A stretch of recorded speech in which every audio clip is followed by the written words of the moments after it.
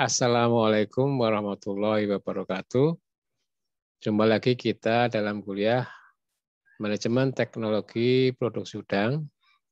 Kali ini kita akan membahas satu pokok bahasan alkalinitas dalam budidaya udang. Pokok bahasan ini terdiri dari 3 subpokok bahasan. Yang pertama, komponen alkalinitas. Yang kedua, peran alkalinitas dalam budidaya udang. Dan yang ketiga, bagaimana meningkatkan alkalinitas air tambak udang. Nanti akan kita bahas juga mengenai permasalahan yang berkaitan dengan alkalinitas dalam budidaya udang. Kali ini saya akan membahas tentang alkalinitas, manfaatnya untuk apa, dan bagaimana kita meningkatkan atau mempertahankan alkalinitas agar sesuai dengan kebutuhan untuk budidaya udang. Yang pertama kita lihat dulu apa definisi dari alkalinitas itu. Ya. Jadi secara umum alkalinitas itu dikatakan sebagai kapasitas air untuk menetralkan tambahan asam tanpa menaikkan pH air.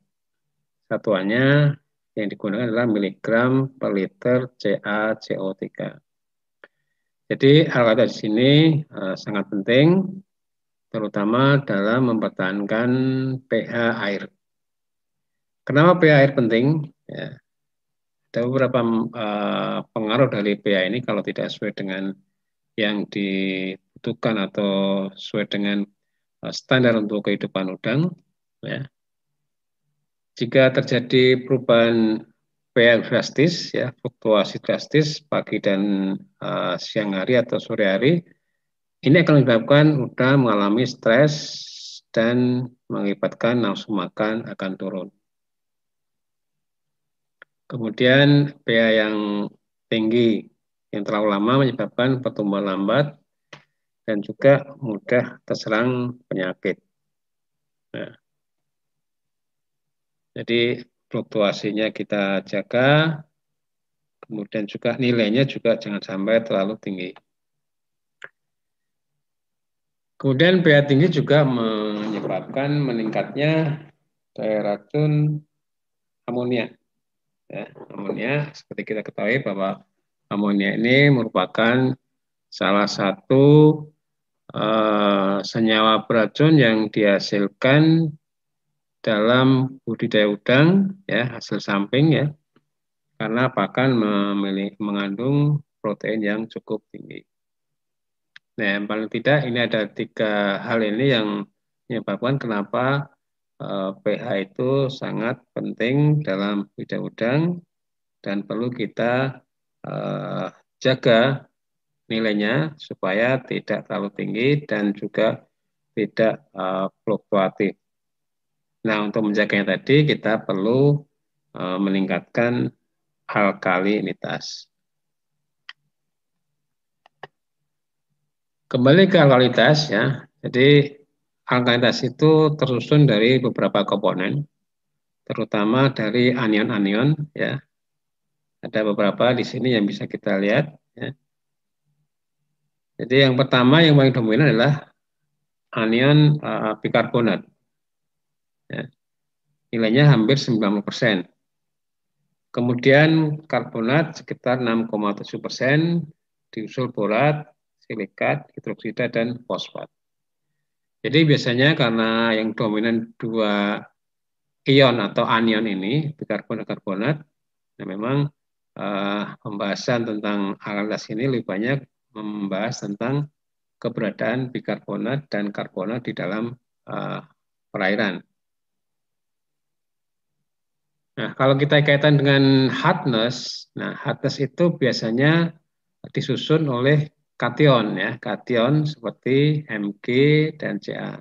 Kalau alkalinitas ini disusun berupa anion, ya, anion. Nah, berdasarkan tadi, ya, nilai tertinggi adalah bikarbonat dan karbonat, maka ada istilah dalam alkalinitas ini. Istilahnya bicarbonate alkalinity itu menggambarkan nilai HCO3 negatif 1. Kemudian juga ada karbonat alkalinity itu menggambarkan nilai CO3 2 negatif. Ya. Jadi sering kita dengar istilah alkalinitas bikarbonat dan juga alkalinitas karbonat. Nah, gabungan antara bikarbonat alkalinity dan karbonat alkalinity disebut sebagai total alkalinity. Ya, jadi total alkalinity ini gabungan antara bikarbonat dan karbonat. Ya, jadi satuannya tadi sudah disinggung di atas, itu miligram per liter CaCO3. Miligram per liter CaCO3. Miligram per liter ini kadang orang menyebut sebagai ppm, ya, itu sama saja. Nah, berkaitan dengan karbonat dan bikarbonat tadi sebagai penyusun alkalinitas, di sini ada gambar grafik ya, yang menunjukkan kapan alkalinitas itu didominasi oleh bikarbonat dan kapan didominasi oleh karbonat. Ya. Jadi kalau kita lihat gambar di sini, ketika pH-nya 4, itu alkalinitas ya, banyak didominasi oleh asam karbonat H2CO3. Ya. Nanti ketika pH-nya semakin naik, maka H2CO3 juga semakin turun ya. Sebaliknya pada pH 4 ini bikarbonat dia dikatakan sebagai 0 ya, posisinya di pH 4 ini. Tapi ketika pH-nya naik, bikarbonat akan naik sampai dia mencapai maksimal pada pH 8,3. Jadi bisa dikatakan ketika pH 8,3, alkalinitas itu tersusun oleh bikarbonat semuanya. Ya, HCO3 ini. Dan ketika pH-nya naik, maka yang dominan itu nanti akan berbalik menjadi karbonatnya. Ya, karbonatnya akan dominan ketika pH-nya naik di atas 10 di sini ya, sudah di atas 10 dan mulai naik sampai dia maksimal sekitar lebih dari 12 ya, 12 sekian ini dia akan dominan ya, karbonatnya. Inilah gambaran kondisi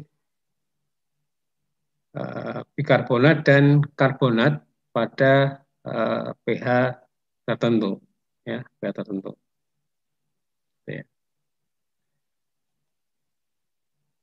Berikutnya adalah komposisi rata-rata air laut. Ini komposisi air laut, ini nanti juga hubungannya dengan alkalinitas ya. Jadi seperti kita ketahui di sini komposisi dari air laut itu didominasi oleh Cl dan Na ya. Cl dan Na. Kemudian yang terakhir ini yang saya titik beratkan di sini adalah kandungan dari bikarbonatnya HCO3 itu adalah 142 mg per liter. Jadi di alam ya, kandungan alkalinitasnya itu kalau kita merujuk pada HCO3 itu sekitar 142 mg per liter. 142 mg per liter. Ini nanti mungkin bisa jadi salah satu rujukan bahwa untuk budidaya udang ya kita sebaiknya di angka sekitar 140 sampai 150 mg per liter. Baik, berikutnya peran utama alkalinitas dalam air, ya, air tambak tentunya di sini. Pertama, alkalinitas berperan sebagai buffer. Ini yang sangat penting ya hubungannya dengan pH tadi. Dia sebagai buffer atau penyangga. Menyediakan CO2 untuk fotosintesis fitoplankton dan tanaman lainnya di air ketika CO2-nya berkurang atau terbatas. Ya, jadi dia sebagai buffer. Ketika CO2-nya yang digunakan oleh fitoplankton itu semakin menipis atau habis, maka fitoplankton akan menggunakan CO2-nya dalam bentuk bikarbonat. Kita lihat di sini reaksinya. Jadi ini reaksi CO2 plus H2O. Ya. Di sini HCO3 negatif 1 ini ya, nanti akan digunakan oleh fitoplankton ketika CO2-nya habis, ya, habis, maka dia akan mulai fitoplankton kan menggunakan HCO3 ini sebagai sumber karbon anorganiknya. Ya, maka dikatakan sebagai buffer sehingga nanti pH-nya itu tidak terlalu tinggi. Kenaikan pH itu tidak terlalu tinggi. Ini yang pertama, jadi sebagai buffer yang fungsi yang sangat penting dalam budidaya udang. Kemudian yang kedua, ini berperan dalam biosintesis tumbuhan air ya, termasuk fitoplankton, di mana pada pembentukan biomasa fitoplankton ini ada beberapa material yang dibutuhkan ya, antara lain sumber N ya, N4, kemudian CO2, kemudian membutuhkan juga fosfat, P ya, fosfor, dan juga bikarbonat. Ya, bikarbonat. Nanti untuk membentuk biomasa dari fitoplankton itu. Ya, jadi dalam proses pembentukan biomasa fitoplankton atau tumbuhan air ini membutuhkan juga alkalinitas. Ya, artinya apa di sini ketika fitoplankton menyerap amonia yang dihasilkan dalam kegiatan budidaya itu, maka juga dibutuhkan bikarbonat. Semakin banyak limbah, semakin banyak amonium, maka semakin banyak pula kebutuhan bikarbonat ini atau alkalinitas ini. Ya. Kemudian yang ketiga itu berperan dalam nitrifikasi. Ya, nitrifikasi bakteri autotrof ya, di sini. Kita lihat di sini. Dalam proses nitrifikasi ini, selain membutuhkan N dalam bentuk amonium, ya, dia membutuhkan bikarbonat. Ya, bikarbonat. Ini bisa kita lihat di sini, bikarbonat dibutuhkan baik pada tahap pertama maupun pada tahap kedua. Jadi seperti kita ketahui bahwa proses nitrifikasi ini terdiri dari dua tahap, ya, yaitu tahap oksidasi amonium, kemudian juga oksidasi dari nitrit itu sendiri. 1 kg per liter amonia memerlukan 7,14 mg per liter alkalinitas. Ini kebutuhannya. Cukup banyak yang dibutuhkan.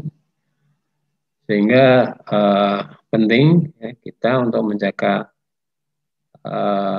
nitrifikasi ini dengan meningkatkan alkalinitas melalui aplikasi beberapa material atau bahan kimia. Kemudian yang keempat itu biosintesa bakteri heterotrof. Ya, hampir sama tadi, ya. Ini ada N4, ya. Kalau bakteri heterotrof berarti dia butuh bahan organik ya. Nah, di sini dia membutuhkan HCO3 negatif 1, bikarbonat atau alkalinitas. Nanti akan terbentuk biomasa bakteri. Jadi semakin seperti tadi, semakin banyak amonia yang muncul, yang timbul, yang diakibatkan oleh pakan tadi, maka semakin banyak pula bikarbonat atau alkalinitas yang dibutuhkan. Baik, kemudian tadi ya dari fitoplankton tadi, kemudian proses nitrifikasi maupun biosintesa bakteri tadi, ini kan dia membutuhkan amonia ya, amonia, di mana amonia ini dihasilkan dari limbah ya, limbah, dan limbah ini tentunya dipengaruhi oleh pakan. Dari bagan ini bisa kita simpulkan bahwa semakin banyak pakan yang dibutuhkan, maka semakin banyak pula amonia yang dihasilkan dan harus diserap baik oleh fitoplankton, bakteri nitrifikasi maupun bakteri heterotrof. Sehingga apa? Dengan semakin banyak pakan, maka semakin banyak pula alkalinitas yang dibutuhkan. Ya. Jadi idealnya semakin lama dalam proses budidaya, ya, itu perlu semakin banyak alkalitas atau bikarbonat yang dibutuhkan juga. Maka tidak heran ketika dalam proses budidaya itu pada awal budidaya mungkin alkalitasnya masih 150, tapi ketika sudah memasuki bulan kedua atau ketiga, alkalitasnya bisa turun menjadi 100 misalnya. Karena proses ini terjadi. Kemudian standar alkalitas untuk bidang udang berapa? Memang ada beberapa perbedaan di sini, tetapi nilainya itu tidak jauh berbeda. Ya. Ada yang mengatakan 120, ada yang mengatakan 150, ada yang lebih dari itu. Ya. Tapi kalau kita lihat standar di air laut itu berkisar antara 150, 140 sampai 150 mg per liter. Ya. Jadi ada yang mengatakan ya kalau untuk bidang udang ya minimal 150 mg per liter. Ya. Tapi ada juga apa namanya? Saya ambilkan salah satu sumber dari Maes Aqua ini. Ini ada perinciannya. Di umur 0 sampai 45 hari itu 100 sampai 120 mg per liter atau ppm ya. Jadi sama miligram per liter atau ppm sama. 45 sampai 90 hari itu 120 sampai 150 mg per liter. Dan 90 hari sampai panen itu 150 sampai 200 mg per liter. Jadi ini ada beberapa kriteria atau beberapa nilai di sini. Tapi yang pasti untuk alkalitas ini memang kita membutuhkan nilai yang cukup tinggi. Ya idealnya memang ya mendekati kualitas air yang ada di laut, ya. Jadi 150 sekitar itu. Ya. Jadi nanti sehingga nanti dalam pelaksanaan budidaya itu memang perlu adanya aplikasi yang rutin untuk menjaga bahkan menaikkan alkalitas yang dibutuhkan oleh bakteri, fitoplankton maupun oleh bakteri trotof ya untuk menjaga agar kemampuan atau buffer dari air itu terjaga. Nah, bagaimana kita upaya untuk meningkatkan alkalitas? Ini ada banyak pertanyaan. Bagaimana sih kita meningkatkan alkalitas itu? Ya, ada beberapa metode di sini. Yang pertama, aplikasi dolomit ya atau kaptan atau kapur yang lainnya. Ya. Karena aplikasi dari dolomit, kaptan atau kapur-kapur yang lainnya ini bisa meningkatkan bikarbonat di sini ya. Ini sebagai contoh reaksi dolomit ketika kita tebar di dalam tambak ya.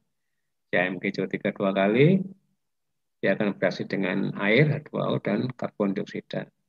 Maka akan meningkatkan kandungan bikarbonat atau alkalitas air tersebut. Ya, di samping alkalitas naik, hardness-nya juga ikut naik karena ada unsur Ca dan Mg di sini. Ya, jadi sekitar untuk menaikkan 1 mg alkalitas ini dibutuhkan sekitar 0,75 mg per liter dolomit. Ya. Jadi sekali lagi untuk meningkatkan 1 mg per liter alkalitas, ya, dalam hal ini bikarbonat HCO3 negatif 1 ini dibutuhkan 0,75 mg per liter dolomit. Nah, cuma memang kalau untuk kapur ini reaksinya memang agak lama ya, agak lama prosesnya. Jadi kalau kita ingin perlakukan dolomit atau kapur itu memang dari awal proses budidaya itu harus rutin kita aplikasikan karena prosesnya itu butuh waktu yang agak lama. Nah, berbeda dengan yang kedua yaitu aplikasi sodium bikarbonat. Ini waktunya lebih cepat, ya, lebih cepat reaksinya. Dan di reaksinya itu kan dia hanya membutuhkan H2O saja di sini air bereaksi nanti hasil akhirnya akan menghasilkan HCO3 negatif 1. Nah, 138 mg sodium bikarbonat dapat meningkatkan 1 mg per liter alkalitas. Jadi kelebihan dari bikarbonat ini lebih cepat reaksinya, tetapi memang harganya mungkin lebih mahal. Lebih mahal lebih banyak digunakan. Tetapi yang biasa dilakukan oleh petambak itu memang masih menggunakan kapur ya, jenis kapur ya, dolomit, kaptan, atau juga kalsium hidroksida ya, CaOH, itu masih banyak digunakan. Karena memang harganya lebih terjangkau. Tapi yang perlu dicari di sini bahwa reaksinya memang agak lama, jadi perlu waktu yang perlu kontinuitasnya. Jadi secara terus mulai dari proses awal budidaya harus kita aplikasi kapur ini. Kesimpulan dari materi hari ini mungkin bisa saya simpulkan di sini. Alkalitas merupakan peranan penting dalam budidaya udang. Kemudian nilainya alkalitas ini akan turun selama proses budidaya karena beberapa aktivitas tadi ya. Ada nitrifikasi, ada fitoplankton, bakteri ini dia akan menguraikan atau menyerap amonia dan membutuhkan alkalitas. Kemudian berikutnya semakin banyak pakan, semakin banyak pula alkalitas yang dibutuhkan. Perlu aplikasi kapur atau dolomit, ya misalnya sarutin 20 mg/liter setiap minggu untuk menjaga atau meningkatkan kadar alkalitas air tambak. Ya. Kemudian, nah pH ideal ini ya rata-rata literatur menyebutkan bahwa idealnya 7,5 sampai 8,5. Ya. 7,5 pagi hari, ya 8,5 tentunya di siang hari. Ya. Jika pH lebih dari 8,3 pada pagi hari, ya pagi hari sudah tinggi pH-nya, maka kita biasanya ini memang kekurangan bahan organik ya. Kalau bisa kita aplikasikan gula atau molase 3 miligram per liter. Ya. Karena bakteri akan mereduksi gula tersebut atau molase tersebut menghasilkan CO2. Nah, CO2 nanti digunakan nanti akan bisa menurunkan pH air tersebut. Jadi kalau aplikasi 3-5 mg per liter itu kalau luasannya 1000 meter persegi dengan ketinggian air 1 meter itu membutuhkan 3-5 kg. Ya, 3-5 kg. Kemudian jika fluktuasinya lebih dari 0,5, ya, kita harapkan fluktuasinya itu tidak lebih dari 0,5. Fluktuasi harian, jadi pagi, siang, itu kalau pagi misalnya 7,5, siangnya maksimal 8. Ya. Jadi fluktuasinya kita harapkan tidak lebih dari 0,5.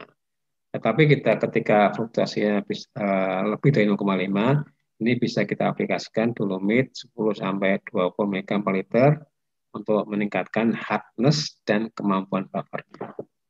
Ya. Jadi tadi seperti tadi misalnya kalau 10-20 mg per liter itu berapa praktek di lapangannya? Ya kalau misalnya luasan 1000 meter persegi, ya berarti dengan ketinggian 1 meter maka butuh 10-20 kg. Salah satu fenomena yang sering terjadi di tambak udang adalah alkalinitasnya tinggi tetapi pH-nya masih tinggi. Nah, pada kesempatan ini saya akan mencoba membahas permasalahan tersebut, baik mengenai penyebabnya dan bagaimana solusinya. Yang pertama kita bahas dulu tentang penyebabnya. Permasalahan tersebut tidak lepas dari dua penyebab utama, yaitu satu, kepadatan fitoplankton yang tinggi atau kecerahannya kurang dari 30 cm. Yang kedua, kandungan kalsium Ca yang rendah di dalam tambak. Ya, dan dua inilah yang menyebabkan munculnya atau kejadian pH tambak tinggi meskipun alkalinitasnya sudah cukup tinggi, ya, barangkali lebih dari 150 mg per liter. Yang pertama, kepadatan fitoplankton yang tinggi. Jadi keberadaan fitoplankton ini akan mempengaruhi konsentrasi dari CO2 yang ada di dalam tambak. Ya, seperti kita ketahui, CO2 ini sangat berpengaruh terhadap pH air tambak tersebut. Semakin padat fitoplankton, tentunya akan semakin banyak CO2 yang diperlukan untuk proses fotosintesis. Ya. Nah, ketika pH mencapai 8,3, ini secara teoritis, CO2 itu akan habis, sehingga fitoplankton akan mencari CO2 dalam bentuk bikarbonat, atau akan mencari sumber karbon dalam bentuk bikarbonat. Karena pada pH tersebut, alkalitas itu semuanya berada dalam bentuk bikarbonat. Ya. Proses fotosintesis sendiri seperti kita ketahui memiliki reaksi yang sudah familiar bagi kita, ya. 6CO2 plus 6H2O menjadi C6H12O6 dan 6O2. Ya. Di mana CO2 ini merupakan reaktan penting dalam proses ini. Ya, dalam proses fotosintesis ini. Ya, 6CO2. Nah,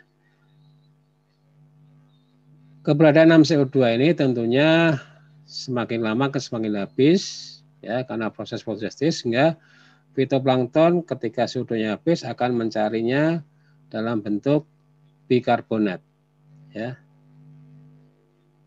HCO3 negatif 1. Ya, di sini ya. Jadi fitoplankton akan mencari sumber karbon dalam bentuk bikarbonat, ya, akan mencari CO2 dari bikarbonat ini. Nah, dalam reaksi ini akan timbul karbonat, ya, ion karbonat, ya, CO3 negatif 2. Ya. Nah, CO3 negatif 2 ini, ya, dalam keadaan air tambak kekurangan kalsium, ya, maka akan mengalami hidrolisis, ya, terbentuklah OH negatif 1. Dan OH negatif 1 ini akan menyebabkan pH air naik. Ya, pH akan naik karena ada OH negatif 1 muncul di sini. Ya. Lalu bagaimana ketika kalsium, ya, di dalam perairan itu tinggi, atau Ca dalam perairan itu tinggi, atau dalam tambak tinggi, ya.